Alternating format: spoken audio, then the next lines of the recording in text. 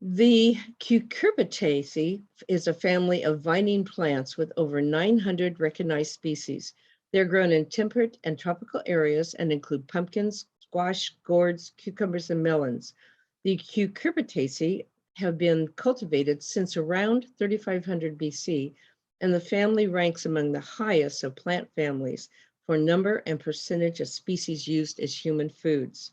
But today we're going to talk about two of the genus of this family. The Cucurbita, or the soft-shelled genus, includes squash, pumpkin, zucchini, and some gourds. And the Longonaria, or hard-shelled genus, includes the calabash gourds that are popular ornamental gourds. Pumpkins and squash are generally considered edible, but many are now grown for purely ornamental purposes. Some characteristics you want to think about when choosing your seeds include color, size, special textures, cooking, and carvability.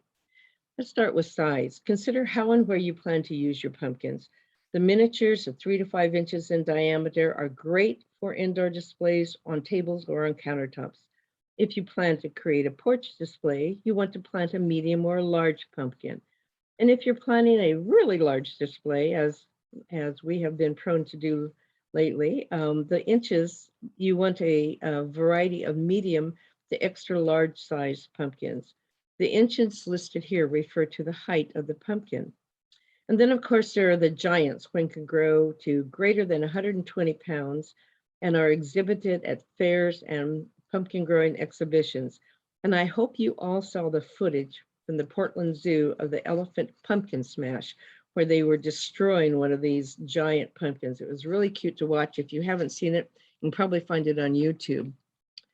And then color is important. Orange is a traditional colored pumpkin and is found in pumpkin patches and on front doorsteps around the country. In the last few years, other colors of pumpkins have become popular and add variety to fall decor. One of these is the white pumpkin, the most common of which is the Casper, and they are dramatic in a fall season pumpkin display. You might also find reddish orange pumpkins. I personally love the look of the Cinderella that's pictured here. It's an heirloom from France that was introduced into the US in the late 1880s and is said to be named for Cinderella's carriage. Other fun colors of pumpkins you may want to consider growing are purple, green, teal, and even black.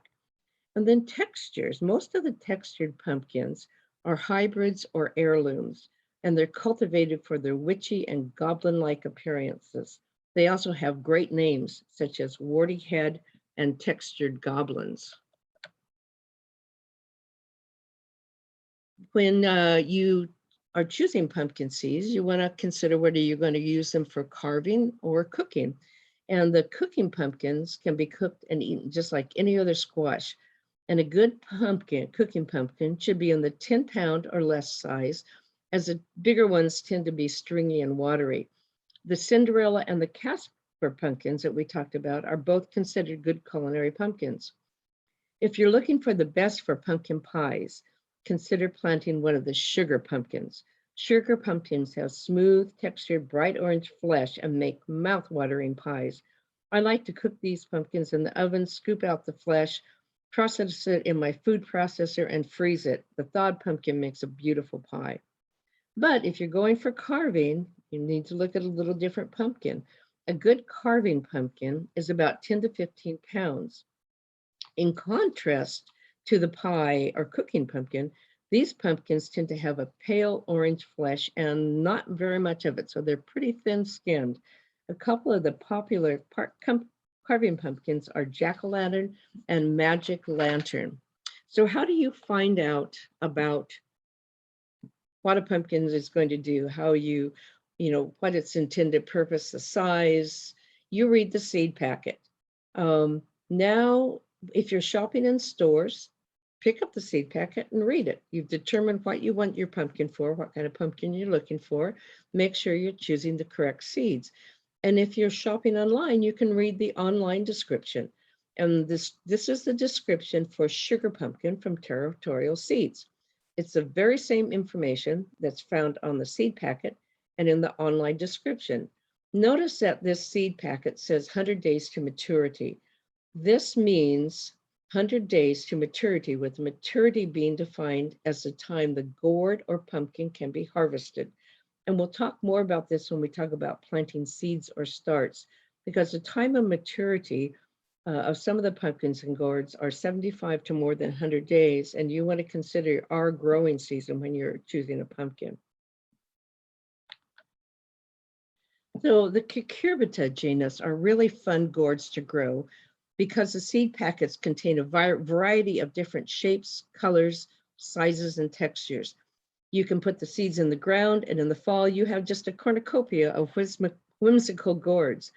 This year, we planted in our catalyst garden the Beetlejuice large gourd mix, and that's pictured on the left here, and mixed ornamental gourds that are pictured here in the upper right-hand corner. And they were very abundant. From a few seeds, we have many, many gourds. And then the Longonaria genus is the other decorative gourd. And these gourds originated in Africa, and it's the only crop that's known to have been cultivated in pre-Columbian times in both the Old and the New World. The cured Longonaria gourds have been used for centuries in making musical instruments, bottles, dippers, bowls, birdhouses, and baskets. And the elaborately decorated gourds are a favorite at craft fairs and gourd festivals. Unlike the Cucurbita genus, the flowers are white and bloom in the evening or night. And they are pollinated by traditional pollinators, but also by bats and hawk moths, which are also both active at night.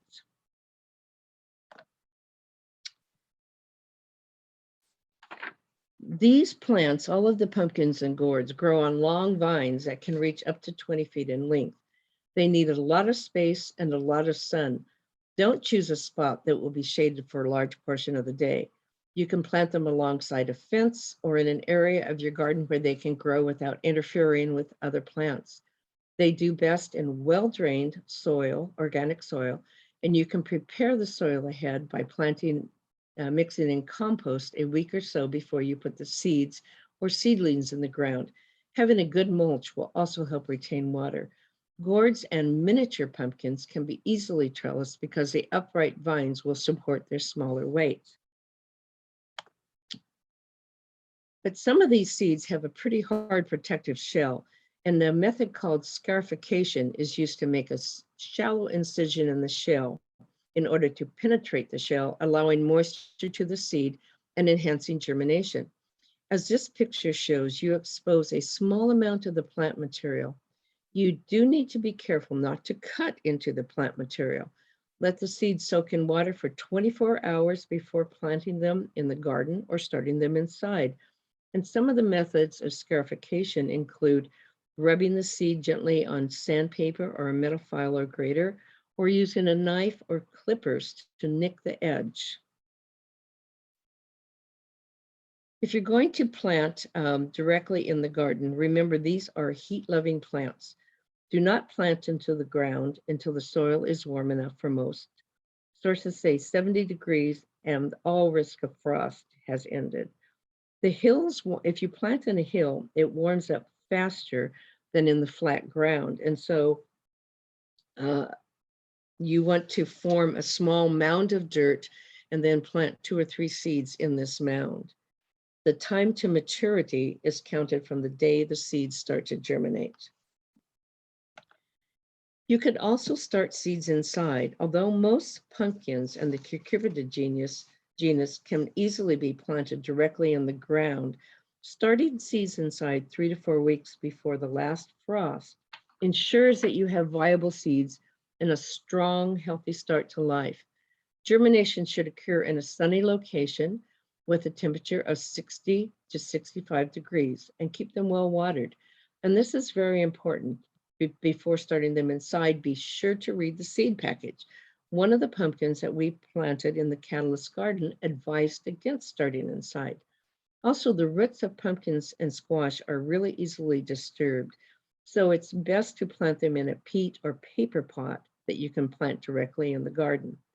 Before planting the seedlings, you need to harden them off to acclimate them to outdoor conditions. The easiest way to do this is to move plants outdoors during the day and then bring them in at night for a week and handle them gently when you plant them. The time to maturity is calculated from the date the seedlings are planted. You might also want to consider trellising. Gourds and lighter weight pumpkins can easily be trellised. Growing vertically on a trellis uses less garden space, and it also helps the fruit maintain their shape. Fruit that grows on the ground can become flat on one side and misshapen. And this is especially important with the longonaria gourds that are dried and decorated. If you plan to trellis, you should direct the vines when they are young. Once they start fruiting, it's best to leave the vines alone. And then these are just other trellis examples. These were from our catalyst garden. And as you can see, we have a longonaria gourd growing on a mesh and metal trellis there. And they turned out really nice. It was our first year with these gourds.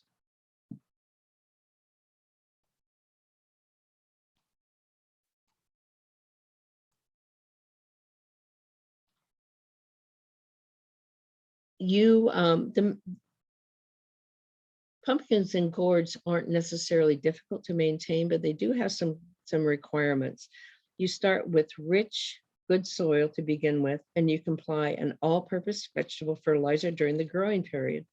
They need deep watering, about 1 inch at least once a week, but adjust according to heat and the amount of rain, because if you water too much, the blossoms will rot. The leaves may look a little wilty in the heat of the day, but if they perk up when the sun goes down, you probably don't need to water. And try not to overhead water, as it can lead to the development of powdery mildew, which can cause the plant to die. If you do need to overhead water, do it in the morning so that the leaves have time to dry during the day. Pumpkins and gourds need bees to pollinate the flowers.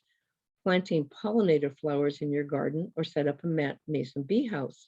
You can also hand pollinate the vines by clipping off the male blossom, shown here on the bottom, and use it to hand pollinate the female blossoms, which are shown on the top. You're likely to have more male blossoms than female blossoms. And are you going for quantity or quantity? Pitching off the fuzzy ends of each vine after a few pumpkins have formed, or pruning the vines when they reach around 10 feet long will stop vine growth so that the plant's energies are focused on the fruits. There are some pests that can attack your cucumbers and gourds, and squashes. One is the cucumber beetle, quite common. It feeds on the plants. They lay their larvae, and when the larvae hatch, they feed on the fruit.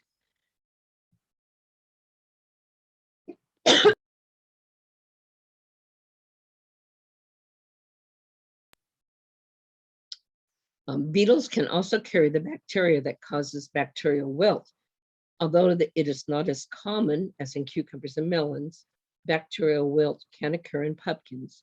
Aphids feed on plant juices and can attack all parts of the plants. Most aphids especially like succulent new growth.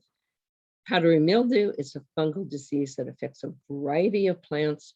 When the fungus begins to form over one of your plants, a layer of mildew made up of many spores forms across the top of the leaves.